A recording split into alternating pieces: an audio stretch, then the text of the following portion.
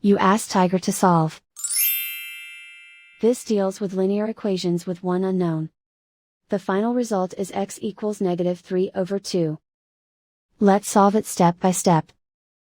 Group all constants on the right side of the equation. Subtract 21 from both sides. Simplify the arithmetic.